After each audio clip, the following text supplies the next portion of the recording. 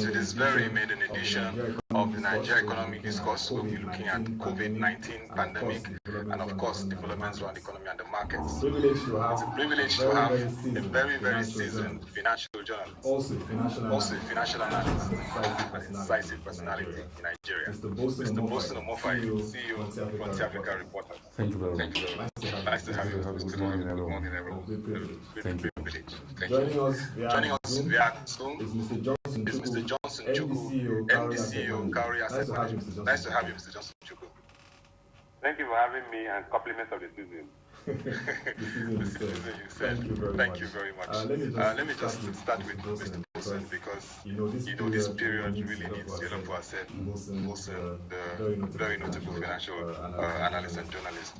But let's first begin with the work you're doing with the Frontier Africa Reporters, because when you look at the experience spanning over 2 decades of reporting, what's happening there? Well, the entire conversation around Frontier Africa Reports is first frontier because majority of African markets are frontier in nature, I think with the exception of South Africa, Mauritius, and I think Egypt. The rest are largely emerging markets. The rest are frontier markets, so including Nigeria, Ghana, Cote d'Ivoire, Kenya, Ethiopia, Sierra Leone, and others, including Morocco, and others in Rwanda. So, we're largely frontier Africa reports. But again, over the last many years, the idea had always been how do we increase the conversation for Africa's financial news, for African financial markets, around information platforms that will enable everyone have access to information that you need about Africa. We are just like winking in the dark amongst ourselves. We have about 30 exchanges across the African continent. Many of them are largely small, with the exception of a few largely illiquid, very small in nature, very few number of companies, Lusaka, in Rwanda, and elsewhere. So these markets tend to be ignored in financial reporting by the big international news media organizations. So we think it is time to bring everyone aboard and to allow Africans to have access to information and news about other frontier markets on the continent and be able to take advantage. That's on one side. On the other side is the mantra of one Africa, one market, which EFCFTA is all about. And if we're going to do this, where is the media, where is the window that we can call open skies or democratized information for everyone? Now, the traditional media in Africa has a major downside when it comes to that. Despite the availability of digital satellite television, which you call WebTV, and others, aside what Croatia is doing, for example, on WebTV for the Nigerian space, and having a very big exposure to the Nigerian market in terms of data, in terms of research, and what you folks are doing here, the rest are just all blank out there. So we have pockets of folks who are trying to cover their various countries. In Kenya, for example, South Africa, I think they just basically between Nigeria, South Africa, and Kenya, you have most market information out.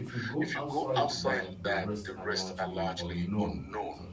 So the idea of Frontier Africa Reports is to take the conversation further by bringing everyone on board across the markets, the companies, the institutions, the regulators, the central banks, everyone that are in the business of business and financial news information. Again, if we don't work on integration, we want to integrate Africa via trade finance, African Bank, EFTA, and the rest of them. It's the EFC, NEPADS, whatever. All these agencies are doing great things, but there is no single platform for information about it. Right now, we're about 90 days or less to the taking off of the AFCFTA. Despite the pandemic, this will have to go on. We need to put this into action. Where is the communication and media platform for it? We're just, every country is trying to do some conversations locally, but we don't have a Pan-African conversation going on. So Frontier Reports is to help us achieve that and provide a single platform to everyone to hear what everyone else is saying and see what everybody else is doing. So what we say we do with Frontier Africa Reports is democratizing financial news and information about Africa. Okay. That's very interesting. In summary. This is really good for the African region at this point. And let's look at the fact that you covered, based on your experience, like 3 recessions. You covered the 90s, you covered the 2008 recession era, you also covered 2016. And here we are, COVID-19 pandemic, there's a looming recession. What's going to be the implications for Nigeria and businesses and even household? I think I've done just about 2 recessions. The global financial crisis, what is now called the GFC of 2008 and 2009. We've had a few periods of this downside for the country, for Nigeria specifically. What we have right now in 2020 is a little bit of a mixed bag of what we know and what we didn't know. Of what we know, the first time Nigeria ever went on a lockdown, at least in my living memory, was born after the Civil War, or during the Civil War, I beg your pardon, 1966, was that. This is the first time we're going for this type of lockdown, based on the health issue. The last time we went on the lockdown, I was too young to know there was any lockdown during the Civil War. But the first was 1994, 1912 election crisis. When Nubank, which is the junior oil workers under Franco Kuri, then called out a national strike, and we were shut down for many months. I was a young TV producer then, producing Stock Market This Week on NTA Channel 10, which was a weekly program every Friday night. And what my experience was covering the stock exchange, which never closed for a single day, even during the June 12th crisis. Not one day, not even now. Sometimes just 2 stockbrokers on the trading floor, sometimes just about 3, and I have to walk dozens of miles every day, or kilometers every day, to and fro to go to the exchange. Fridays I have to make sure my show is there, produce, and go on NTA for a playback. With the production team I was working with then, it shows that yes, we've done a lockdown. This lockdown is different. That then was political. This had to do with health. So it's not entirely the same thing. Now it's a forced lockdown which comes from the outside, which was China having the outpost for the coronavirus. So we have that, we know that already. But we're not having a financial market crisis here. We're having a health crisis on our hands with implications for the financial markets. Investors are scared and things like that. People are uncertainty. Folks are more concerned about their daily bread first before they talk about investments. And if you're not sure what will impact your salaries or whatever moving forward, I'm not sure there's a time to be putting more money in your mutual funds. I'm not too sure. So that is, so you'll be sure about basic. Nobody knows how long this will take the world to wrap around and get out of it. So we might have a bit of financial system problem, which basically the banks will be the first. So the financial industry, whether it's stocks, bond, whatever, mutual funds and all of that, we have a bit of a knock-on effect from the virus. So nothing in my experience totally prepares me for this. In other words, so I wasn't around when the Spanish influenza, the second one. That's about a century ago. So I wasn't around then. So this is the first pandemic in my lifetime. So it's a very interesting time to be alive and to be part of the global village at this point in time. Our heart and mind goes to those who have lost their lives, the healthcare workers who are the front line of this pandemic, trying to save everyone's life, also trying to keep themselves safe, the government authorities around the world, the financial regulators and political heads who are trying to do everything possible, in particular those who are in the healthcare sector. Their story is a story for another day. I think it's a story that should take an entire book or TV productions moving forward to see what these folks are doing at the front lines, including not just the health workers, but the hospitals, the healthcare companies, pharmaceuticals, and those who are non-pharmaceuticals, like auto companies, automakers who are turning their factories to produce ventilators and masks, face masks, and things like that. I think this is a different history book for the world that none of us, most of us, are not prepared for. I think we should start writing books. Okay. And at this time, financial journalists are very key because of the need for reliable, credible, and accurate information to the market. Yes. And then we have fake news. Even Google just released $6.8 million just to support tackling fake news. What is your advice to financial journalists? Because we've seen several stories. Sometimes we have to track the stories and correct them and all that. This is part of the entire issue. The media, we are the center of everything. Yes. And whether you like it or not, communication is the first thing. So I don't know about much of other religious books, but I know about the Bible. That communication was the first thing you find. Let there be light. So God communicated the process of creation through the Bible by communicating. Then the account about Adam and Eve, he communicated with them. So communication is very key. Whatever you're trying to build in the entire universe, even the Creator himself realizes the importance of communicating with his creation. So that is very key. So communication is central. So whoever is in the business of communication is is an enterprise of integrity and responsibility, and it's not anything is not to be taken lightly.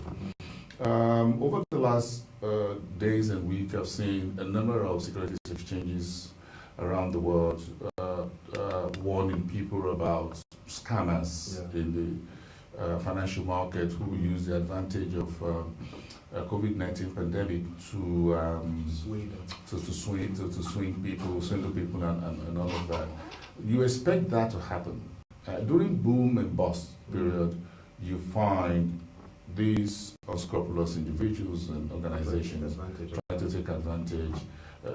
Go read the story about the 9/11 in the United States.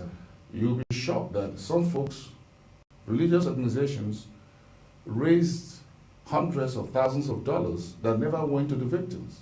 They went into private pockets. And you can just Google that. So people always take advantage of other people's misery and problems, and that is the sad reality of life. There's always that dark side of some part of humans, some set of people or individuals who want to do that. Why is media very critical? Our reliable journalism very important. If you look at Prussia, for example, and I'm not trying to sing the praise of Prussia, Nigeria here, and WebTV, that over time you build credibility over research, data, and everything, and people need to follow those that they can trust at this point in time. This is the time to be very selective about what you know, what you want to know, and how you apply what you know to make necessary actions and decisions. If you don't do that, you still lose more than you're already losing by going on the lockdown. So for my folks who are within the Nigeria, four corners of Nigeria, I say, look, this is the time to look to responsible journalism, responsible financial journalism. But this is also another message to my colleagues out there that, as in my training and what I've learned over the decades, the last few decades, was look, when being a financial journalist is like being a medical doctor. It is an oath of responsibility, of highest level of responsibility. Why do I compare it to the field of medicine? Because people's lives are attached. Folks are putting their life pensions, husband and wife savings together, they're taking their children's fund, they're putting money aside for their children's future, so they're putting it in insurance, they're putting it in annuity, they're buying pension and mutual funds for these kids and children. So if we are financial journalists and we're reckless and irresponsible, what we do is that we're putting the lives of others in jeopardy.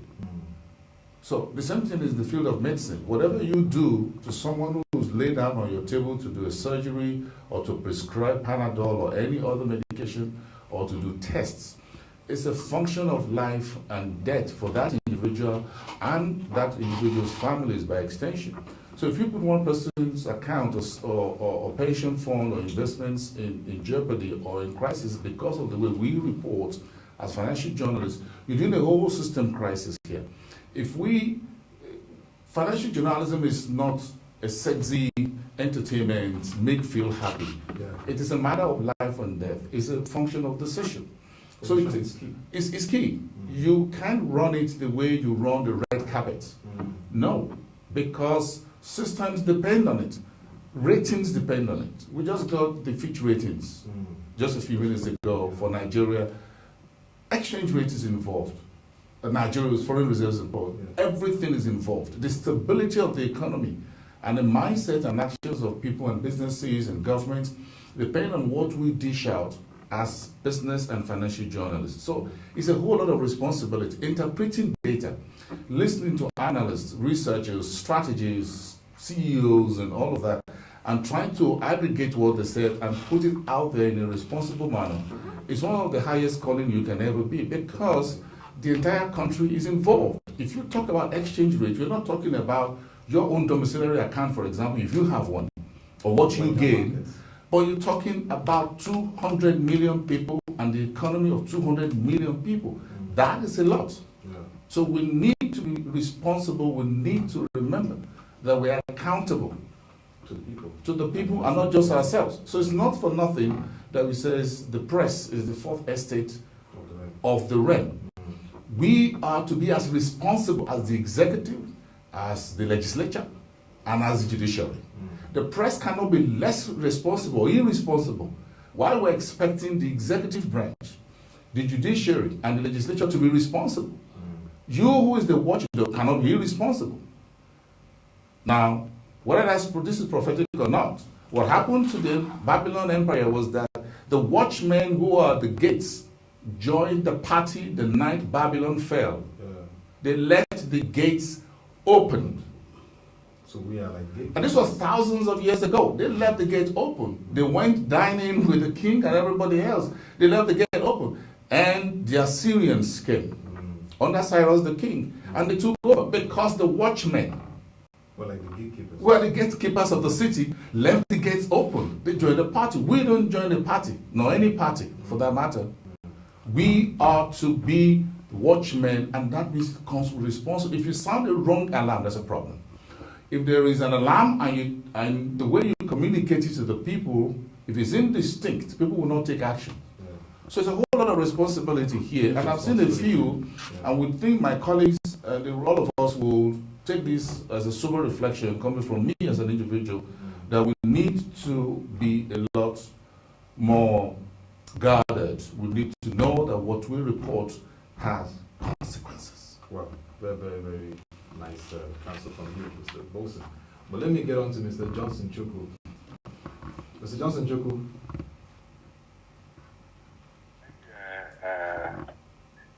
I'm here with you. Okay. You're also Recently, the African Development Bank President, Dr. Kim Adesina, said yes, we are having social distancing, but for Africa, developing nations, we don't need fiscal distancing. We need support because of the vulnerabilities to the challenges we're facing globally, financing, particularly for healthcare infrastructure, financing for interventions for the people and the masses. What are your thoughts around this, considering the huge requirements for funding, which is a challenge now in Africa? Thank you. The truth is that if you look at the issues about social distancing or physical distancing, and you put it in context of the African society, it's a very complex issue. The simple reason, in Europe, households live in separate homes, either flats. If you go to a place like England, once you have a child, you are compelled to live in a minimum standard apartment, where you could have some basics. You have your bedroom, your sitting room, your kitchen, and your cabinet. In Africa, it's not the same. So in reality, because of the level of poverty here, which has made us not to advance to the level of decent living, we really can't afford social distancing or physical distancing, as it may call it. I looked at the program on TV yesterday, where some people that live in what they call general yard, the other compound, or what they call in Median Palace, face me, I face you, where you could have a single building with up to 20 rooms separated by a corridor, or what they call passage. and they have each of these rooms will accommodate a husband and wife with a number of children, and they share conveniences and share kitchens. So you really can't have that level of separation. That's why, I mean, when Adesina was speaking, I could relate with what he was saying. The level of poverty, the level of social development in Africa has made it difficult for us to have the level of social distancing that you have in Europe and North America.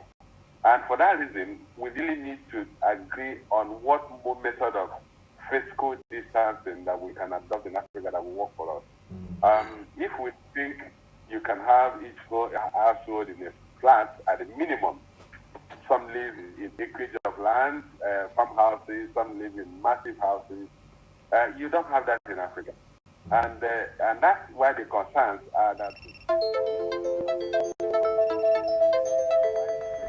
community infection in Africa. Because if we have that, we are going to find it difficult to curtail or to manage. I was looking at reports in Angola, for instance, where people say they don't even have water, and you are telling them to stay at home, and they order for water, no water will deliver for almost 2 weeks. And the woman said they have to come out by 3 a.m. to go and look for water. If you really look at the instances where the government is trying to intervene in some of the state investment programs, intervention funds. Yeah, it's 20,000 naira per individual per household. You see the crowding in those locations. So which completely defeats the issue of physical or social distancing, because you see people come together and they are even pushing themselves to get access to those handouts. Same with sharing of food. We see in such way that governments are trying to share food and people are jostling to get those food. So the implication is that should any of those who are jostling to get the food be infected already, the tendency that he or she will infect several other people is quite high. So we have a severe challenge in Africa when it comes to how do you keep people away from each other, how do you minimize physical interaction between people that are extremely poor and are not even living in decent accommodation.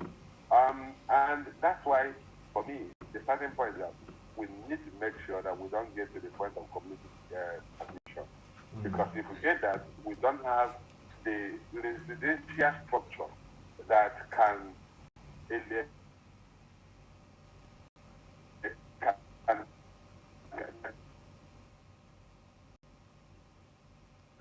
break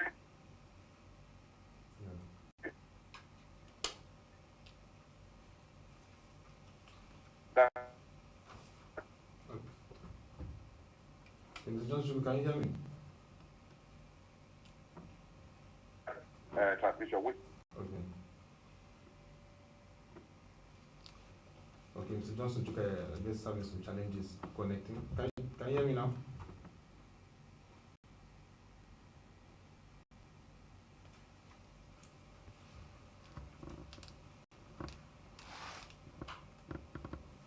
Okay, Mr. Johnson. Okay, can you hear me, Mr. Johnson? Okay. I think slight technology. It's okay. So, yeah. Okay, all right.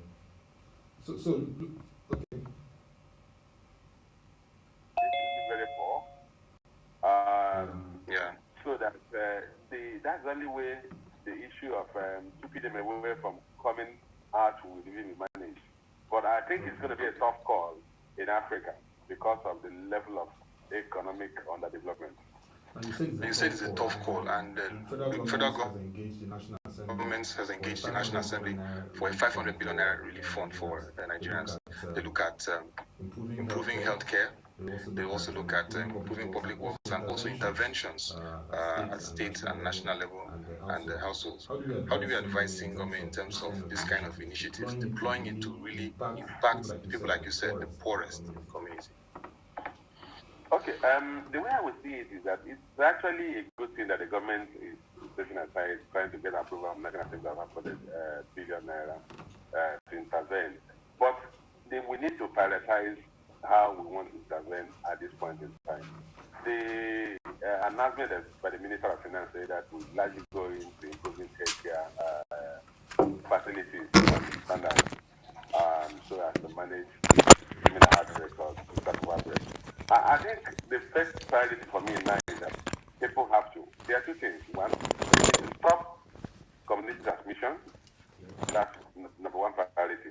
Number two priority is that during the lockdown, while we are trying to minimize people's interaction, we need to provide a source of livelihood. That's number two. And the number three item is the medium to long-term plan. The medium-term plan will have to improve our medical infrastructure such that we can manage similar outbreak in future. But that for me is the medium-term need. But priority number one would be how do we stop community transmission? That's priority number one. Priority number two would be how do you provide source of livelihood, basic food to the families who cannot afford to stay away from work for a single day. The families that live by the day, you need to find how to reach out to them and make transfer of funds to them, not for them to come and collect handouts physically or to come and collect food handouts physically, because that will defeat the issue of keeping some distance and avoiding the community transmission. Okay. Now, looking at the issue of the recent discussions around African finance ministers, they are requesting for a form of relief, debt relief. African countries are indebted, And then there are international financial development institutions like the IMF, World Bank. They met with the United Nations Economic Commission of Africa recently and discussed about some moratorium, some period of relief so that they can take out that time to really address this pandemic. And even the former Minister of Finance supports this, that's Dr. Ngozi Gunjiwala. What are your thoughts around this call from the African finance ministers? For me, I absolutely support it. And if you look at what even IMF said, IMF managers have said. Christina Georgieva. Yes. She said that more than 50 countries have applied for the fund. Relief. Rwanda has already received theirs.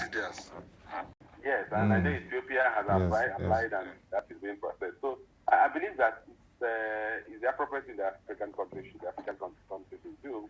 And a lot of African countries are in a very precarious situation. Many of these African economies were already in very delicate position before the COVID-19 outbreak. So today, many of them have seen the complete collapse of their foreign exchange. We've seen a country like Nigeria, Angola, where crude price has dropped to today about $32-33 per barrel. That is below their break-even point. For Nigeria, it's actually below our break-even point. And you look at in 2019 when oil price was about $54 per barrel average price. Yes. Nigerian economy struggled to earn enough. At the end of September, they had only earned about 2.9 trillion naira. So at a period when oil price has dropped to the neighborhood of $30, it's going to be very difficult for those commodity-dependent economies in Africa to meet their basic needs. And then, unfortunately, the basic needs have actually expanded. One, you have to deal with the issue of even balancing their budget, meeting the overhead of the government, meeting interest payment obligation. Of course, we've seen a lot of them have ratcheted up their debt profile. Then, added to that, they need to fund the medical, increase funding for medical. Expand their medical infrastructure. Fund their medical infrastructure, and then provide some level of social support to the most vulnerable in their society. So this have actually elevated their demand for resources at a time when their source of foreign exchange earnings have actually crashed. So it's not out of place. This is actually the purpose of the World Bank and IMF they may establish. This is the time for African ministers or African economists to go back to these agencies and seek for support. They've asked for debt for the moratorium, but I think they will need more than debt moratorium. They need fresh funding to be able to tide the economy through this crisis. Okay. Mr. Johnson, we will get back to you briefly as we round up. But Mr. Bosin, you've covered Africa Development Bank extensively, you've covered Afrexim. And between these two, we've seen AFDB list $3 billion social bond to support African countries in this period. We've seen Afrexim also roll out $3 billion to the infrastructure, to facility to support the African countries in this time. How do you see this helping Africa strategically to address this challenge, considering what IMF and World Bank and even the WHO have raised concerns about the capacity challenging health system and even social interventions at this time? I think what the EFDD and African banks doing is great.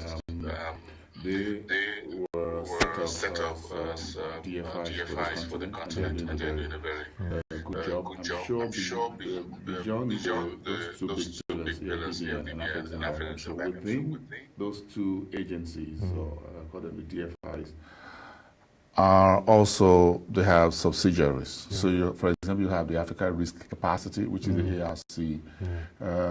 Then you have a few others for AfrIXIM and for EFDB. So, like the ARC also addressing some of the issues around how these funds are being deployed and what have you in terms of insurance, whether they're corporate or governmental, institutional, and others. So, this is good.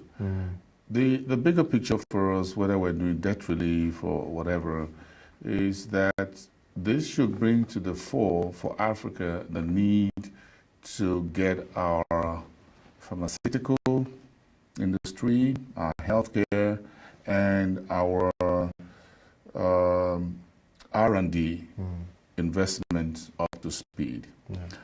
The global investment in R&D is about $22.3, $22.6 billion by some estimates. Africa accounts for just about 1.1% of that. 1.1% R&D investment for about 1 billion people is a drop in the ocean or a drop of water in the Sahara Desert. So it doesn't make any impact. It can't make an oasis. But we need more than an oasis of healthcare in Africa. So we go back to the conversation around primary healthcare. Bill Gates was here in Nigeria about a year and a half or so ago. Bill and Melinda Gates Foundation. Foundation. Melinda Gates and Melinda, and they talk about why Nigeria should invest more in healthcare. A few people wrote off that conversation that as if they were criticizing the government of the day, which was just recent. But now we've seen that it's not just the reality. If you look at the Nigerian Stock Exchange 20, 25, 30 years ago, you have quite a good number of healthcare companies or pharmaceuticals that were listed. Today, you have just about 4 or 5 left, if they're up to that. M&B, Fitzlane, Pharmadeco, and Nemeth, I guess. I'm not sure there are more than 4 or 5. We need to have more of them. Now, with the announcement by the central bank and the Bankers Committee to assist, to intervene, these companies, you've seen the movement in their shares. You've seen the interest in the shares of these listed pharma companies. So then we can do a lot more than that. So if we, the elite, the elected, appointed political leaders and those who are in good governance, see this as an opportunity, once in a lifetime opportunity to turn around not just Nigeria but Africa's healthcare sector, to invest more in research and development, to collaborate more with industries, to collaborate more with universities, for example. Our universities are not up to speed. The last legislation is giving it's giving a lot of data. Where are Nigerian universities in this entire? So we have medical students. Where are they? They are in we have students of biotech and this and that. What are they doing? This should help us in education. So it's not about the healthcare, but it ties with the corporate world, which is organized private sector, then with the academics, which is universities, then our research institutions, our R&D that are set up by government, which are scattered across the country. NAFDAC, for example, Standard Organization of Nigeria. We need to have a complete blueprint of how to invest in these people. So I heard you spoke about 500 billion naira intervention that the government wants to share to states and a few others. It looks like, yes, that's a fire brigade helicopter money. I don't have any problem with that.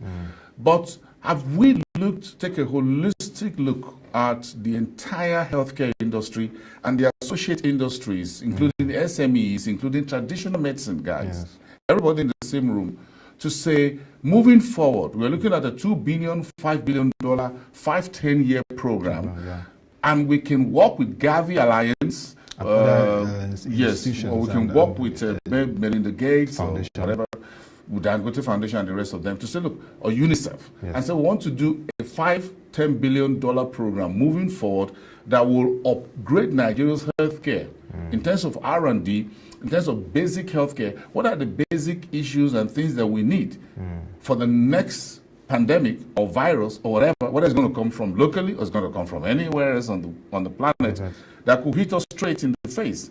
Again, health is wealth. So if you do these investments in healthcare, in pharmaceutical medicine and all of that, research universities, it's all coming back to your industrialization program.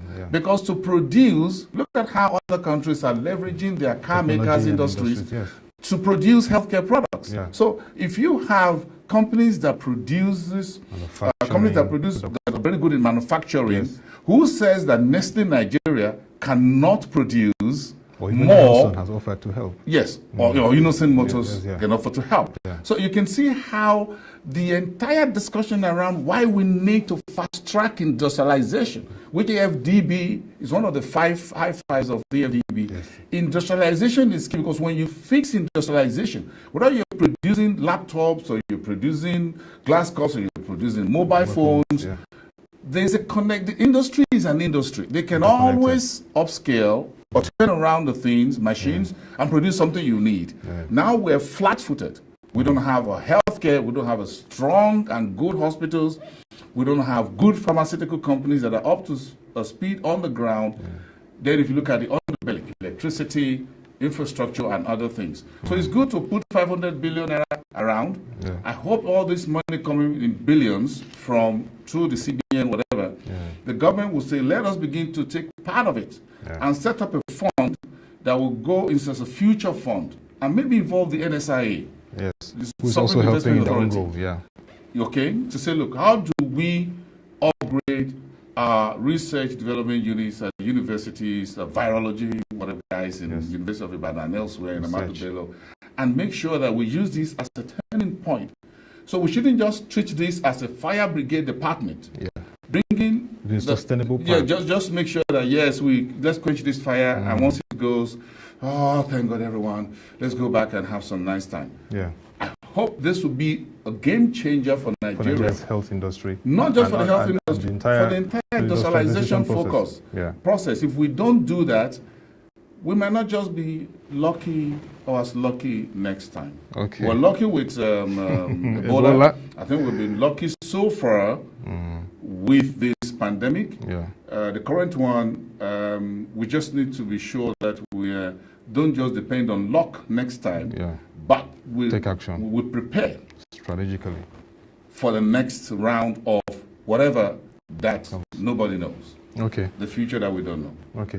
So as we begin to wrap up, we opened up for comments, and I think we just have one from Akim Oyalowo. He's asking about how we can reopen the Nigerian economy at this time.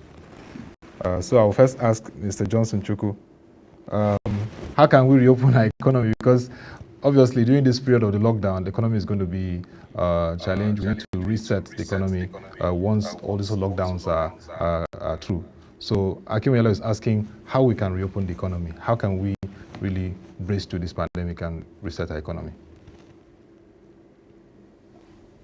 I think the starting point is that let's break the pandemic.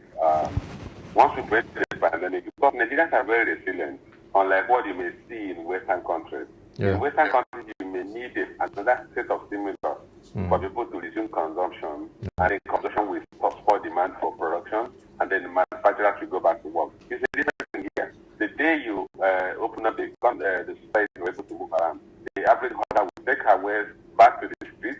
The person who has a shop will open a shop. So Nigerians are so resilient. But the key to keeping them back is just for the health crisis to be addressed, and then they can go back to their normal lives. I think for Nigeria, to restart the economy is a slightly easier thing to do. The challenge will be in those structured businesses that are suffering severe impact, like the airline business or the airline industry. And that's an area where I think the government needs to do something to support them. We've seen all the fleet grounded, and they are incurring costs. Some of them are on wait list, some of them are on that form of leases, and they are paying contractor commitments to those lessors. So they need some level of government bailout. Whether it's going to come in the form of loans, soft loans, 5-year loans that they will trade out and pay back. So for the severely affected structure structured business like the airline industry, they need intervention. But for the average small and medium scale entrepreneurs, what they need is the government to provide some level of support to tide through this to them when they have no income. But once it release the lockdown, they will go back to their lives and they will resume their businesses. Okay, sir. Now, what are your final thoughts to Nigeria? What do you want to say to Nigerians in this time? Your closing thoughts, sir. Well, I think speaking to Nigerians, I don't know whether you can still hear me. It's like Yes. Can you hear me? Yes, I can hear you. I can hear you. Is that the period of lockdown will soon be over. Like both say, we're very lucky. We've not seen so much of community transmission. We hope that will not happen. And I'm believing that in the next couple of days or couple of weeks, we would have broken the transmission channel with this lockdown, and then government will be in a position to identify those who are really infected, get them banned. And we've also seen a lot of success in our treatment of the affected. We will see more than 20 people who have already been discharged from the isolation center. So that for me is a lot of cheering news. Somehow we found ways to beat this virus, and I believe that the stories will end up with very cheering stories. And we want Nigerians to be optimistic. We're going to weather through this one in a lifetime experience, and we'll go back to our lives. Okay. Thank you. Mr. Bolson, how can we open the economy? Akim is asking that question, and what are your closing thoughts? Well, we need to prepare for the downside. We'll take our own share of the global downturn with this pandemic.